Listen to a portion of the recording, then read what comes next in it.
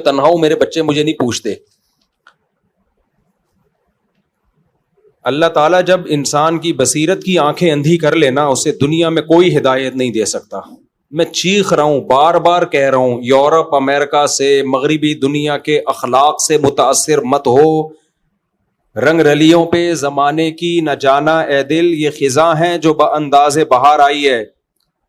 میں بولتا ہوں بھائی مغربی دنیا برباد ہو چکی ہے, لیکن لوگ کہتے ہیں نہیں, اصل میں مفتی صاحب لوگ احساس کمتری کا شکار ہیں. ابھی میں نے بتایا تھا نا کہ وہاں بوڑھوں کا کیا حال ہے, خاندانی نظام تباہ ہو گیا, سب انڈیویجول لائف گزارتے ہیں, کوئی کسی کا پوچھنے والا نہیں ہے.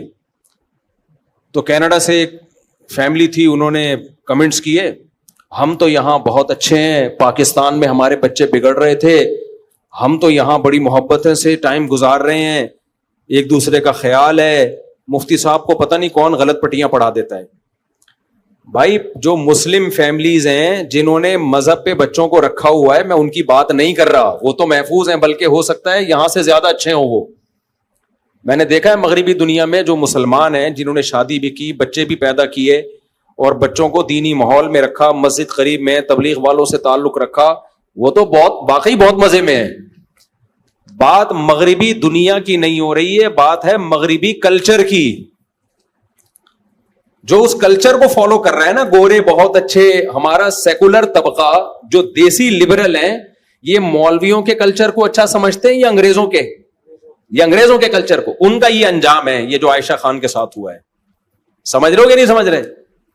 ان کا اپنے گھر میں بھی یہی انجام ہونے والا. ان کے نہ باپ کا پتا ہوتا ہے نہ ماں کا پتا ہوتا ہے, اللہ معاف فرمائے. نہ ان کی اولادیں ان کو پوچھتی ہیں, کیونکہ مذہب تو سکھایا نہیں. یاد رکھو, بڑھاپے میں ماں باپ کی بھرپور خدمت یہ مذہب کی موٹیویشن کے بغیر ممکن نہیں ہے. مذہب بہت بڑے بڑے کام کرا لیتا ہے, اس کے علاوہ نہیں ہو سکتا. میں مثال دیتا ہوں, رمضان کے ایک مہینے کے ہم سب روزے رکھتے ہیں, میجورٹی مسلمانوں کی رکھتی ہے. ایک مہینہ بھوکا پیاسا رہنا, کیا گورنمنٹ اگر لا بنائے ہم کر لیں گے؟ کلچر کی بیس پہ کر لیں گے؟ کسی سوسائٹی میں کلچر ہے جی ایک مہینہ بھوکا پیاسا رہنے کا, کلچر کو انسان اتنا باپ نہیں بناتا, صحیح ہے نا. ایک مہینہ بھوکا پیاسا رہنا, یہ اللہ کو لے کر آئیں گے نا اپنی سوسائٹی میں, اور اللہ کہے گا ایک مہینہ روزے رکھو, انسان جان بھی دے دیتا ہے. روزہ تو دور کی بات, جو لوگ اپنے دین کی خاطر جان دے دیتے ہیں, یہ مذہب کی موٹیویشن ہے. تو بوڑھے ماں باپ کو رکھنا, سنبھالنا, ان کی کڑوی کسیلی برداشت کرنا, ان کو ٹائم دینا کہ ان کو رینٹ پہ بندہ نہ بلانا پڑے. ہم ہیں, ہم آپ کو پوچھیں گے, عید آپ کے گھر ہوگی, بقرعید آپ کے گھر ہوگی, آپ کی بیماری کا خرچہ میرے ذمے, پراپرٹی بیچ کے آپ کا علاج کروں گا, سب سے پہلے آپ, باقی سب بعد میں. یہ مذہب کی اور اللہ کی موٹیویشن کے بغیر, اللہ کو اپنے گھر میں, سوسائٹی میں ان کی بغیر یہ ممکن نہیں ہے. کچھ بھی کر لو. گورے نے اللہ کو نکالا مارکیٹ سے, اپنی سوسائٹی سے, نتیجہ کیا نکلا؟ ویسے اخلاق دیکھو, thank you, nice to meet you, صبح شام. ہمیں کہتے ہیں کم بخت بد اخلاق ہوتے ہیں, بدتمیز ہوتے ہیں. تو چند اخلاق تو آ گئے ظاہری طور پر.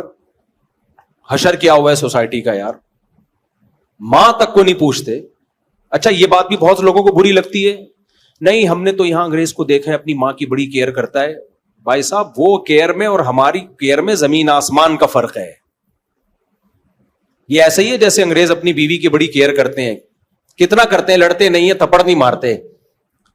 یہ کیئر تو آج آپ کی بیوی آدھا بل دے گیس کا, آدھا خرچہ سارا خود اٹھائے. وہ کیا خیال ہے؟ میری گھر والے, اگر میرے 4 گھر والے مجھے کہہ دیں کہ آپ کا اتنا خرچہ, مجھے کتنا خرچہ ہو رہا ہے, کبھی چھاؤں میں آؤ بتاؤں گا, اور چندے کے پیسوں سے نہیں کر رہا میں, یہ بتا دوں میں 1 روپے چندے کا دائیں میں اپنا ہے سارا. لوگ کہتے ہیں سورس آف انکم کیا ہے, کہ وہ بھی کبھی چھاؤں میں آؤ بتا دوں گا. حلال ہے, بزنس ہے, کاروبار ہے. تو اب مولویوں کو, لوگوں کو کھاتے ہوئے پیتے ہی اچھے نہیں لگتے, تو پھر تو تمہارا مسئلہ ہے نا, پھر تو وہی کیڑوں والا لطیفہ فٹ ہوگا تمہارے اوپر.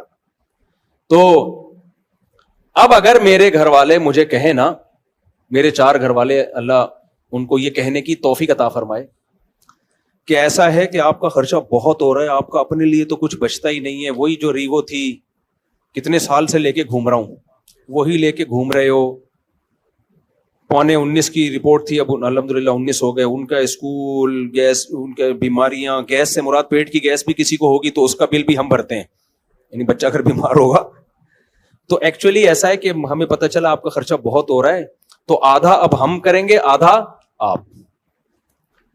میرے تو اخلاق ہی اخلاق ہوں گے اس دن کے بعد. میں گھر میں جاؤں گا, nice to meet you, nice to meet you. تو یہ فری پھوکٹ کے اخلاق تو ہیں, وہ تو بہت اچھا ہے, گورے میں ہوتے ہیں. تو یہ والے اخلاق لوگ کہتے ہیں گورا اپنی بیوی کے ساتھ بہت اچھا ہوتا ہے, تو ہوگا نا اچھا, اس کو کیا, اس سے اس کی رسپانسبلٹی کیا ہے, کوئی دھیلے کی ذمہ داری اس کے کندھوں پہ نہیں ہے, تو اچھا ہی ہوگا. اور کیا ہوگا, عورت بھی اپنے شوہر سے اچھی ہوگی, کیونکہ دھیلے کی کوئی رسپانسبلٹی عورت پر شوہر کی ہے ہی نہیں. بوائے فرینڈ بنانے تک جب پابندی نہیں ہے تو ایسا ہسبینڈ تو سب کو پسند ہوگا میرے بھائی. نہیں آئی. آپ گورے کی بیوی ہو, فرض کرو آپ کا ہسبینڈ آگے, کوئی بھی نیلسن یا مائیکل ملنے کے لیے آ گیا, آپ کے ہسبینڈ کچھ کہہ ہی نہیں سکتا آپ کو, تھوڑا سا اس کو فیل تو ہوگا کہ یہ غلط ہو رہا ہے, لیکن کچھ بھی نہیں کر سکتا, نہ تھپڑ مار سکتا ہے, نہ گالی دے سکتا ہے, کیونکہ اس نے یونیورسٹیوں میں پڑھا ہے, نفسیاتی ڈاکٹروں نے بھی ان کو بتایا ہوا ہے, سائیکولوجسٹ نے بتایا ہوا ہے کہ انسان اپنے اخلاق سے پہچانا جاتا ہے. تیز آواز سے بات کرنا, جذباتی ہونا, رگے پھولنا, یہ پاکستانی جیسے جو غریب ملکوں کے لوگ ہیں جو بنیان مرصوص پہ بس خوش ہو گئے, وہ باقی تو کچھ ہے نہیں ان کے پاس, اسی پہ ان کی اسٹیبلشمنٹ ان کو مطمئن کر دیا, چپ کر کے بیٹھے رہو آرام سے, بس اتنا کافی ہے فی الحال. تو یہ غریبوں کا کام ہے. تو انگریز کیا کرتا ہے, وہ اس کو پتا چل جائے بیگم نیلسن کے ساتھ گھوم رہی ہے, صحیح ہے, تو نہ وہ ڈانٹ سکتا ہے نہ وہ مار سکتا ہے, کیس ہو جاتا ہے. تو بیگم تو پھر اچھی ہوگی میرے بھائی. تو بات ہوتی ہے کہ جہاں رسپانسبلٹی ہو, ذمہ داریاں, ہم ذمہ داریاں اٹھاتے ہیں, تو یہ اسلام کی وجہ سے ہماری ایک سوسائٹی. ایک اور واقعہ سناتا ہوں, اس سے انشاءاللہ اچھی طرح سمجھ میں آ جائے گا میں کیا کہنا چاہ رہا ہوں. کل کی بات ہے, مجھے ایک سسٹم خریدنا تھا, میں صدر گیا اپنے دوستوں کے ساتھ, کمپیوٹر خریدنا تھا. میں گیا صدر مارکیٹ میں, ایک ایل ای ڈی لینی تھی, جن سے میں نے ایل ای ڈی لی, میں ان کے پاس آگے بیٹھ گیا. کل کا واقعہ, یہ پرانا نہیں ہے. وہ کھا رہے تھے انڈا چھولا اور روٹی, خدا کی قسم بہت دل چاہ رہا تھا کہ مجھے بھی پوچھیں, لیکن میں نے عزت پہلے, کیونکہ وہ انڈا چھولا, اور ان کو پتا یہ بھی تھا میرے ساتھ, میں ان سے بار بار کہہ رہا تھا یہ پوچھ نہیں رہے یار. ان کو لگ رہا تھا ہم مفتی صاحب کو چھولے اور انڈے اور یہ روٹی کھلائیں, یہ مفتی صاحب کی انسلٹ ہے. ان کا خیال تھا مفتی صاحب ہیں بھائی, انڈے چھولے کیا مفتی صاحب. اور میرا خدا کی قسم جو دل چاہ رہا تھا نا انڈے چھولے کھانے کا, اور وہ کھائے, اتنی دیر لگا دی انہوں نے, بھائی ہٹاؤ یار جلدی سے, میرا دل چاہ رہا ہے کھانے کا.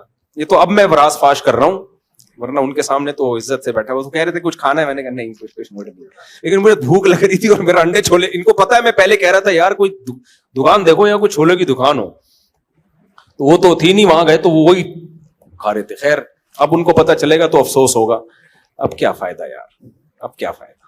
خیر تو اب گھنٹہ مجھے لگا کہ یار یہ ختم ہی نہیں کر رہے, میں ساتھ میں بیٹھا ہوا ہوں, چائے کا پوچھ رہے ہیں, یا تو پوچھیں یا کھا کے ختم کریں.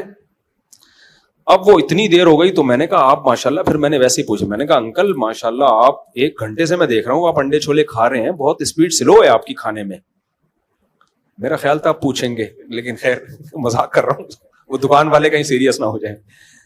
تو انہوں نے کیا کیا, انہوں نے کہا کہ یہ میرا معذور بیٹا ہے, یہ بہت آہستہ ہے. وہ اصل میں اس معذور کو کھلا رہے تھے, معذور بیٹے کو, ایک بیٹا معذور تھا اس کو کھلا رہے تھے. تو 1.5 گھنٹہ تو لگا ہوگا, اور اس وقت تک بھی بہت چھوٹے نوالے بنا کے وہ کافی دیر تک چباتا رہتا, اس کو چباتا رہتا, پھر وہ نکلتا. معذور تھا بیچارہ ذہنی. اچھا, دکان میں جو ان کے دوسرے بھائی تھے وہ مجھے کہنے لگے مفتی صاحب یہ ہمارا اکلوتا معذور بھائی ہے, اب سب ماشاءاللہ بھائی ہیں, یہ ایک معذور ہے, تو ہم اس کو بھی دکان پہ اپنے ساتھ لے آتے ہیں, اس کو ہم ہر وقت اپنے ساتھ رکھتے ہیں. باپ خدمت کر رہا ہے بیٹے کی, 1 گھنٹے سے اس کو نوالے بنا کے کھلا رہا ہے. بھائی اس معذور بھائی کو ساتھ رکھ رہے ہیں کہ تھوڑا لوگوں میں بیٹھے گا, ہو سکتا ہے کچھ دماغی لیول اس کا ٹھیک ہو جائے. میں نے ان سے اسی وقت کہا, میں نے کہا خدا کی قسم یہ ظرف انگریز کے پاس بولو نہیں ہے, حالانکہ یہ کوئی بہت مذہبی گھرانہ بھی نہیں ہے. میں نے کہا میں نے باہر ملکوں میں بھی سفر کیا, وہاں معذور کے ساتھ پتہ ہے کیا ہوتا ہے, گورنمنٹ بہت اچھا سلوک کرتی ہے. جیسے ہی آپ کا بھائی بہن کوئی معذور ہے, آپ گورنمنٹ سے رابطہ کرتے ہیں, بھائی کوئی انتظام کرو, وہ کوئی ملازم رکھتے ہیں, وہ اسی لیے رکھتے ہیں, ان کو پتا ہوتا ہے کہ یہاں مسلمان ہوں, خاندانی لوگ ہوں, وہ ایک الگ بات ہے, نارملی کوئی نہیں یہ پھٹیک پالتا. بھائی اولڈ ہاؤس میں جمع کراؤ, معذور خانے میں جمع کراؤ, یہاں ہی رکھنا ہے تو گورنمنٹ سے بندہ لو, گورنمنٹ کا بندہ پھر وہ بڑی ایکوریسی سے کام, اس کو تنخواہ ملتی ہے, 12 گھنٹے میں شفٹیں چینج ہوتی ہیں. یہ کیوں ہے وہاں کی گورنمنٹ اتنی اچھی؟ ضرورت ایجاد کی ماں ہے, ان کو پتا ہے کہ گورنمنٹ ان معذوروں کا خیال نہیں کرے گی, ان کا اتنا ظرف نہیں ہے کہ یہ معذوروں کا خیال کریں. ایک تو بہن بھائیوں کی تعداد بہت تھوڑی ہوتی ہے, یہاں تو 4-5 بھائی اور ابا مل کے پال رہے ہیں ایک معذور کو. ایک ہی بھائی ہوگا تو وہ تو ساری رسپانسبلٹی اس کی ہوگی, کھلائے گا بھی وہ, دکان بھی وہی چلائے گا. تو فیملی بھی ہمارے یہاں بڑی ہوتی ہے, مل کے پال لیتی ہے, جذبہ بھی ہے کھلانے پلانے کا. لوگ کہتے ہیں یہ ٹیکس چور ہیں پاکستانی, اور باہر ملکوں میں انگریز ٹیکس ٹائم پہ دیتا ہے. بھائی ہم ٹیکس چور اس وجہ سے نہیں ہے کہ ہم لالچی ہیں. اگر ہم لالچی ہوتے بقرعید پہ کروڑوں اربوں روپے کی قربانیاں نہ کر رہے ہوتے, کروڑوں اربوں روپے کی زکاتیں نہ نکال رہے ہوتے. حالانکہ وہاں تو کوئی پنشمنٹ بھی نہیں ہے, آپ اگر زکات نہ دو کوئی پوچھنے والا ہے آپ سے. تو اس کا مطلب ایسا نہیں ہے کہ ہم جو ہے وہ لالچی ہیں, کنجوس ہیں. غلط کرتے ہیں ٹیکس نہ دے کے, برا کرتے ہیں, دینا چاہیے ٹیکس, لیکن اس نہ دینے کی وجہ کوئی اور ہے, کنجوسی نہیں ہے. کنجوس ہوتے تو اپنے ماں باپ کو نہ کھلاتے, ایک آدمی بیوی بچوں کا خرچہ نہ اٹھاتا. ایک بھائیوں کو میں دیکھتا ہوں, بہنوں کو بھی خرچہ اٹھا رہا ہے, ماں باپ کا بھی خرچہ اٹھا رہا ہے, کما کے بھیج رہا ہے, آدھا ہو گیا وہ. یہ کنجوس لوگ تھوڑی ایسا کرتے ہیں. تو اب آپ کو سمجھ میں آیا کہ مذہب ہے نا سوسائٹی میں تو معذور کو پال رہے ہیں. میں نے ان کے والد کو اور حوصلہ دلایا, میں نے کہا یہ آپ کی جنت ہے, یہ بیٹا کیا ہے آپ کی جنت ہے, کیونکہ اس کو صرف اللہ کے لیے پال رہے ہو, باقیوں سے تو امیدیں کما کے دیں گے. یہ کس کے لیے بھائی؟ اللہ کے لیے, آزمائش ہے. تو اس لیے یہ تو جنت ہے آپ کی. کتنی میں نے ہمت ہوئی یار, 1-1.5 گھنٹے سے لکمے بنا, ہم تھک جائے آدمی بھائی. تو یہی خدمت ماں باپ کی بھی لوگ کر رہے ہوتے ہیں, بوڑھی ماں کی بھی کر رہے ہوتے ہیں. تو مولویوں کو برا بھلا کہتے رہتے ہیں سیکولر لوگ, تو ان کا اپنا بڑھاپا کیا ہوتا ہے. اور یہ جو سیلیبریٹیز ہیں نا, جو فنکار, اداکار, گلوکار, ان سے تو عبرت حاصل کرو میرے بھائی, پناہ ماں. ان کی چمک دھمک آپ کو تھوڑی دیر کے لیے ٹی وی پہ نظر آتی ہے, بس اسٹیج پہ جب ایوارڈ دینے کے لیے بلایا جاتا ہے, ورنہ ان کی حقیقی زندگی میں سکون نہیں ہے.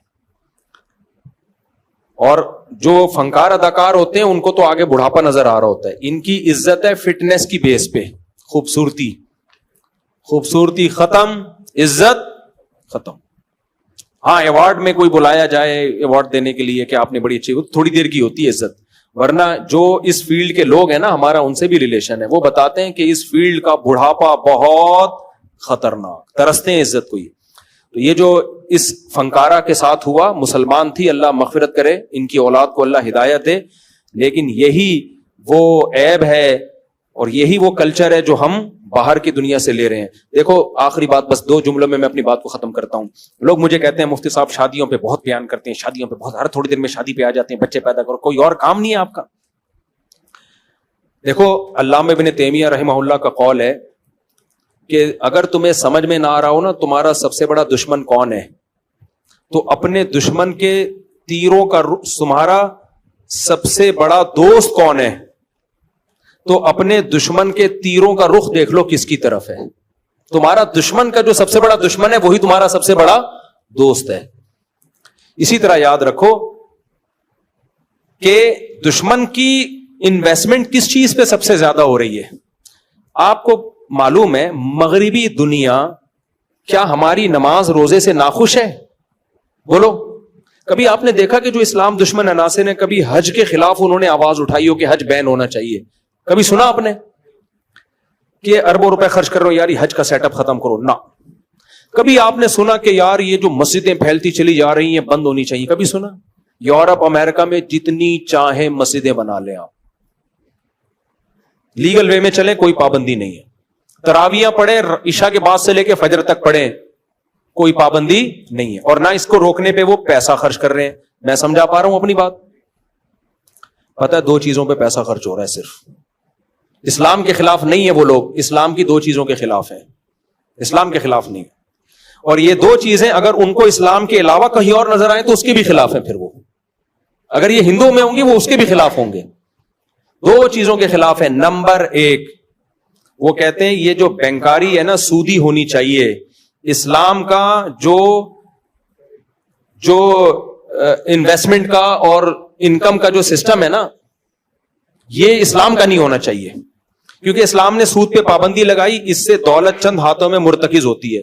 حضرت مفتی تقی عثمانی صاحب پر جو امریکہ میں پابندی لگی ہے وہ پتہ ہے کس بیس پہ لگی ہے؟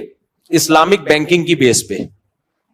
یہودیوں نے بولا کہ یہ اسلامک بینکنگ کو پروموٹ کر رہے ہیں, اس سے ہماری دکان بیٹھ جائے گی.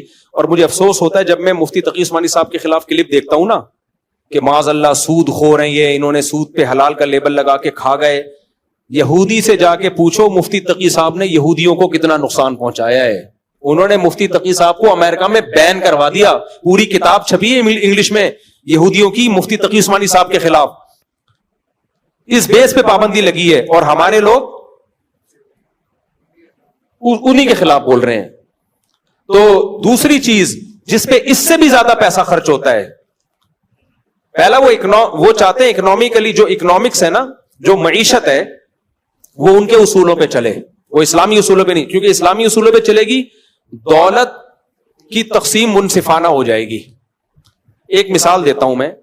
اسلام کہتا ہے آپ نے 1 کروڑ روپے انویسٹ کیے, اسے جو پروفٹ ہوگا پرسنٹیج کے حساب سے تقسیم ہوگا, اور نقصان ہوا تو انویسٹر کا نقصان ہوگا. یہی ہے کہ نہیں ہے؟ یار مجھے بتاؤ نا, میں نے 100 بکرے خرید کے ایک غریب کو دے دیے, پیسہ لگایا کہ یہ بیچ مارکیٹ میں, وہ بکرے مر گئے, نقصان کس کا ہے؟ میرا. اس کا کوئی نقصان نہیں ہے, اس کی محنت ضائع ہو گئی, بس یہ نقصان ہے. یہ منصفانہ تقسیم ہے کہ بیچارے کے پاس پہلے ہی پیسہ نہیں تھا, لاس بھی اس پہ ڈال دو, اس کا تو دیوالیہ ہو گیا. اب یہ اگر اسلامی طریقے سے ہو تو مزاربت کی بیس پہ ہوگا. بھائی میرا پیسہ ہے, محنت تیری ہے, پروفٹ پرسنٹیج کے, جتنا پروفٹ ہوگا تیری پرسنٹیج بھی بڑھے گی اس میں. اب ہو کیا رہا ہے, میں اگر سود کی بیس پہ دوں, تجھے بکرے خریدنے 1 کروڑ روپے میں نے تجھے لون دیا. کیا دیا؟ قرضہ. یہ لون تو نے نفع کے ساتھ لوٹانا ہے. اس نے لون کے بکرے خریدے, بکرے مر گئے, اس نے مجھے سود بھی دینا ہے, اور وہ 1 کروڑ کہاں سے دے گا وہ؟ تو اس سے کیا نقصان ہوتا ہے سودی نظام سے؟ غریب کا بیڑا, یار غرق تو بول دو نا, اس میں کیا جا رہے ہیں آپ؟ بیڑا غرق کروا تھوڑی رہے ہیں, آپ سے بلوا رہے ہیں کہ ایسا ہوتا ہے بیڑا غرق.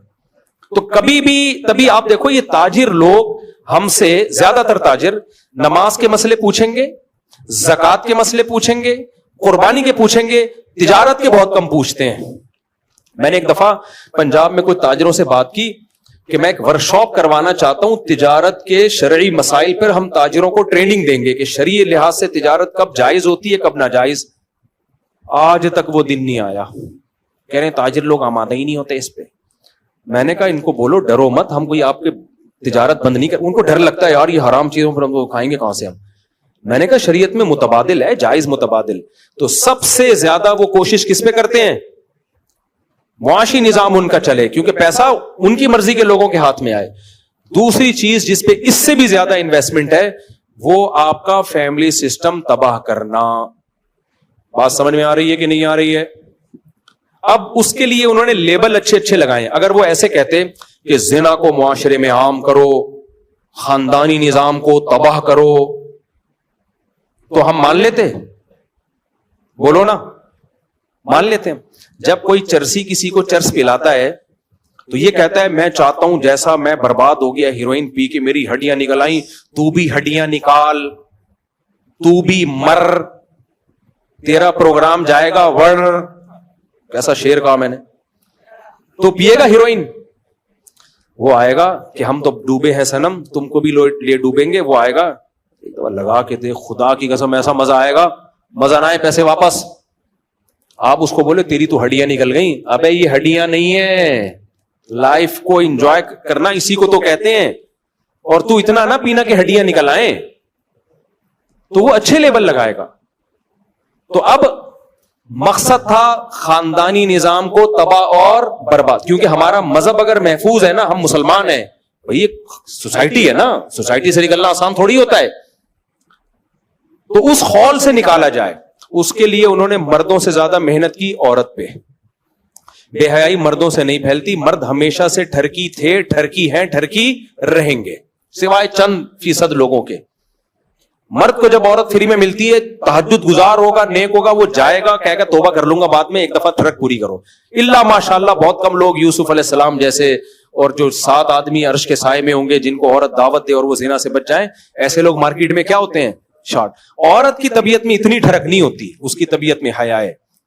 وہ چاہتی ہے بھائی میں اپنے شوہر کے حوالے اپنے آپ کو کروں گی, میرا شوہر ہو, میرے بچوں کا باپ ہو, مجھے خاندان ملے, مجھے سوسائٹی ملے, مجھے عزت ملے جیسے میری ماں کو ملی تھی, میری دادی کو ملی تھی. ایسے ہی تھوڑی کوئی بھی آ جائے میرے پاس. تو انگریز نے سوچا کہ محنت مرد پہ نہیں کرنی, کس پہ کرنی ہے, عورت پہ. کس پہ کرنی ہے بھائی, اور عورت کا بیڑا غرق کرنا ہے. تو اس کو کہا کہ آزادی, کیا اس کو سکھایا, پردے سے آزاد ہو جاؤ, بس اتنا کافی ہے. گھر کی 4 دیواری سے آزاد, جاب کرنا جیسے تمہارا حق ہے, جیسے تمہارے شوہر کا حق ہے, تمہارا بھی حق ہے. ابے جاب کرنا حق نہیں ہوتا, کمبختوں ذمہ داری ہوتی ہے. تم کمبختوں دی ذمہ داری کو کیا کہہ رہے ہو, حق ہے. بے وقوف والی بات ہے یار, میں کما رہا ہوں, یہ میرا حق نہیں ہے, میری ذمہ داری ہے. اگر آپ مجھے ذمہ داری سے ہٹا دیں گے میری تو عیاشی بڑھے گی. واہ بھائی واہ. اسلام نے عورت کو آزادی دی تھی کہ تم جاب کی پابندیوں سے آزاد ہو, تمہارے شوہر کی ذمہ داری ہے جاب کرنا. اس کو بول دیا کہ تم آزاد ہو, جاب کرو. ابھی ایک لبرل انٹی کا بیان آیا, بڑا خاندانی بیان کیا. اس نے کہا ہمیں الو بنایا گیا ہے کہ جاب کرنے میں ہم آزاد ہیں. کہہ رہے ہیں آزاد نہیں, ہم تو اور مصیبت میں آ گئے. ہم جاب کر کے کمبخت سسرال کو بھی کھلا رہے ہیں, بچہ بھی پال رہے ہیں, اور گھر بھی ہم سنبھال رہے ہیں, اور میاں صرف ایک جاب کر رہا ہے. ہمارا تو بیڑا غرق ہو گیا. تو عورت کو آزاد کیا, شوہر سے آزاد, بھائی سے آزاد, باپ سے آزاد.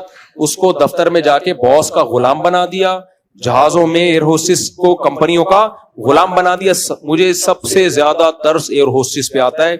کل میں ایک ویڈیو دیکھ رہا تھا, میں نے گھر والوں کو کہا, وہ ہم جہازوں کی ویڈیو دیکھنے کا مجھے بڑا شوق ہے کہ جو ہوتے ہیں نا جہاز کریش کیسے ہوئے یا کیسے بنتے ہیں.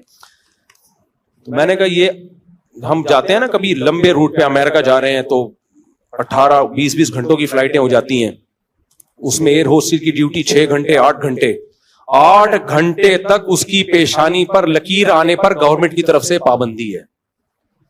نہیں آئی میرا خیال ہے بات, اس پر پابندی ہے کہ 8 گھنٹے میں ایک دفعہ آپ کی پیشانی پر, یہ نہیں آپ اس کو 100 دفعہ بٹن دباؤ نا, یہ چاہیے وہ چاہیے, یہ نہیں, یوں نہیں ہوگا, ایسے نہیں, وہ ایسے ہی.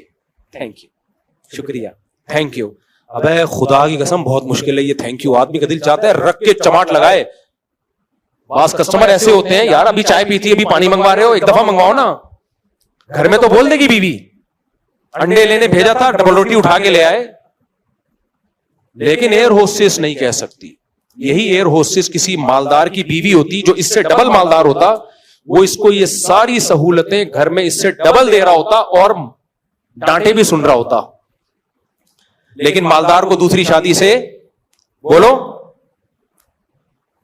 نا روک. وہ کروڑ پتی ارب پتی آدمی میرے دوسری شادی کے بیان پہ اعتراض کر رہا ہوگا, بھائی تو ایئر ہوسٹس سے شادی کر, جتنی اس کی تنخواہ ہے 10 لاکھ تنخواہ ہے تو 20 لاکھ دے اس کو. ایسے کروڑ پتی ہیں, لیکن اس کروڑ پتی کو سمجھا دیا شادیاں وادیاں کرنا بری بات ہے, وہ بھی عیاشی میں لگا ہوا ہے. خیر, تو عورت کو بے پردگی کرا دی اس سے خاندانی نظام تباہ ہو گیا. پھر عورت کو کہا تم بچہ پیدا کرنے کی مشین نہیں ہو, اگر ہو بھی گئی نا شادی اب اسے نسل بنانے سے روکا جا رہا ہے. حالانکہ اولاد گفٹ, یہ ایسے ہی ہے جیسے آپ کے گھر میں نوٹ چھاپنے کی مشین آ جائے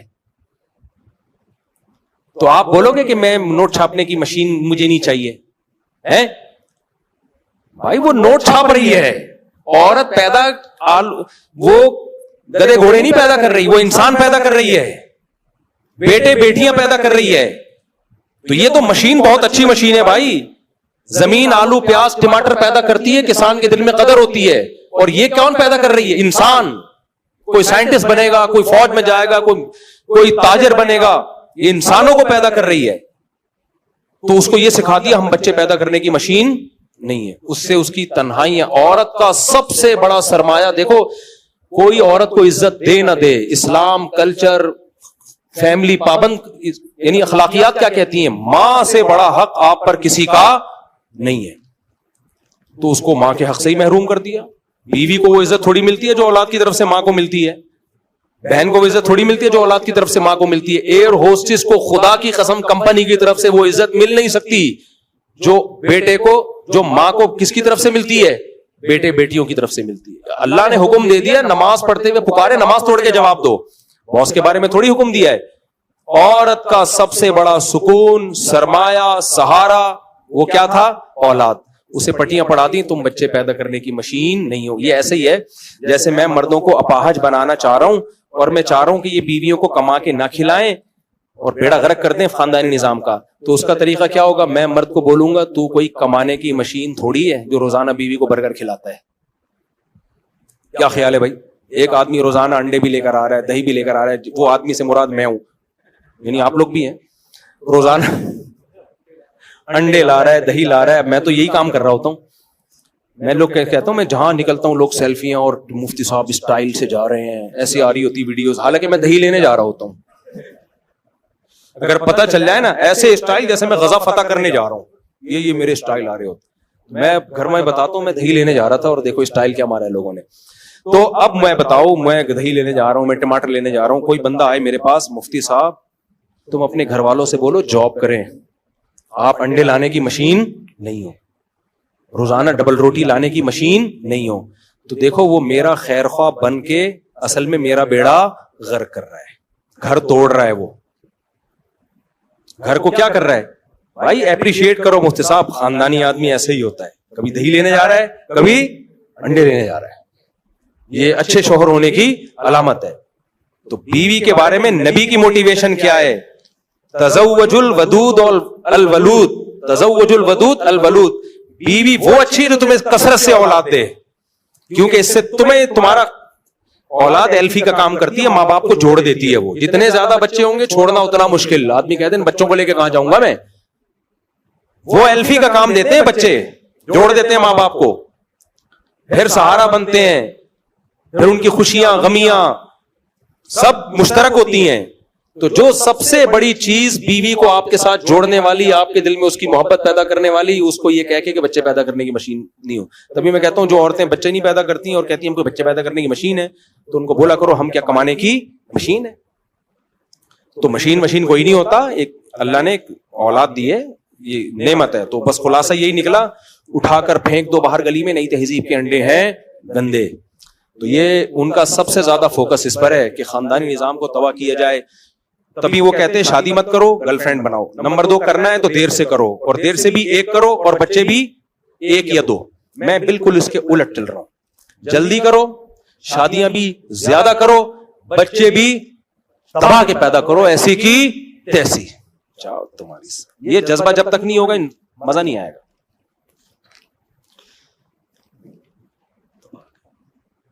لوگ کہتے ہیں بگڑ جائیں گے, 2-4 اسپیئر میں بگڑنے کے لیے اتنے پیدا کرو کہ بگڑ بھی جائے نا, 2-4 تو کام کے نکلیں گے نا. ایک ہی انڈا وہ بھی گندا.